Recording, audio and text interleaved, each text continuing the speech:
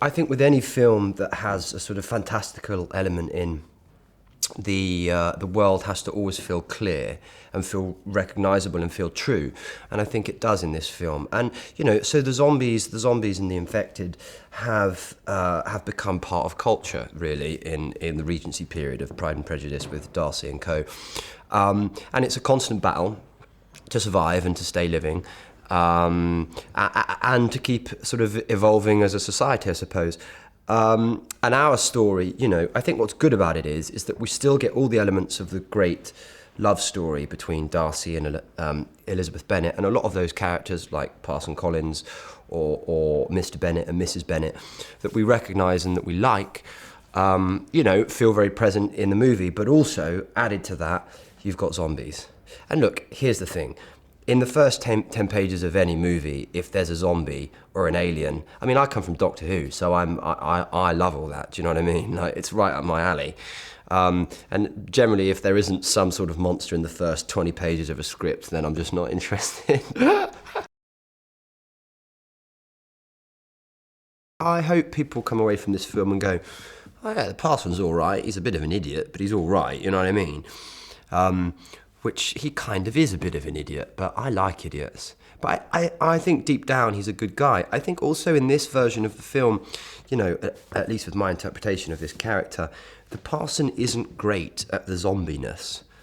He doesn't like the zombies, he doesn't want to engage with the zombies, he's frightened of the zombies, he doesn't want to get turned into a zombie, he just doesn't want anything to do with the zombies, And so he sort of tends to be hiding. He's never in the middle of it with a sword, slaying people. Well, actually, I think that's one of the great virtues of the film is, yes, we've got the Regency period and the garb, and we've got Elizabeth Bennet and all these characters and, busty women everywhere. But actually, I think what elevates it and gives it that edge is the fantastical element of having these zombies and the scourge and the constant threat. And I think, if every 10 or 15 pages you've got a brilliant fight, there's some great fighting in this movie.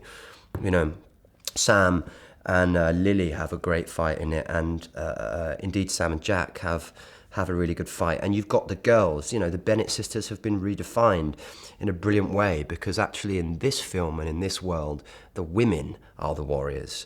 And I think there's something really empowering about that. And also I think it's a very interesting sort of cultural observation that back in that time, the women would never have been that. And so actually, you get to flip it, and you get to flip that idea, and the women are kick-ass in this movie. He's a very bright man, and he's got a lovely, affable energy, and he laughs at my jokes, so I like him. And I think he's got good taste, and I think him and Remy have shot this film really beautifully, I think it feels like it has real, the quality of a very classic film. He's Burr's a good guy, and this story is in him, I think, and I think so far from what I've seen, he shot it really beautifully. The purist is the purist, and purists are either happy or unhappy.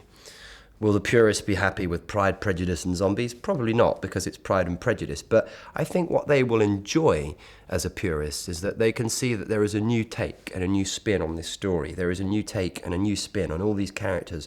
But hopefully they're based in the true...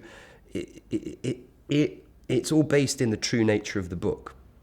And I think, the core story of Pride and Prejudice is Darcy and Elizabeth Bennet. And that, in this film, I believe will work, because we've got Sam Riley and Lily James, and they're great actors, and there's a reality to them both, and a truth and a sort of courage that you see on set, and I think that will really be a bedrock for our film. And then outside of that, you have the Parson Collins and Lady Catherine and the girls and Mr. Bennet and Sally Phillips, who's just a wonderful, brilliant comedic actress, has done fabulous work on this. And there's a lot of colour in this story, look, for my money, would I rather go and watch Pride and Prejudice or Pride, Prejudice and Zombies? Hello, one winner.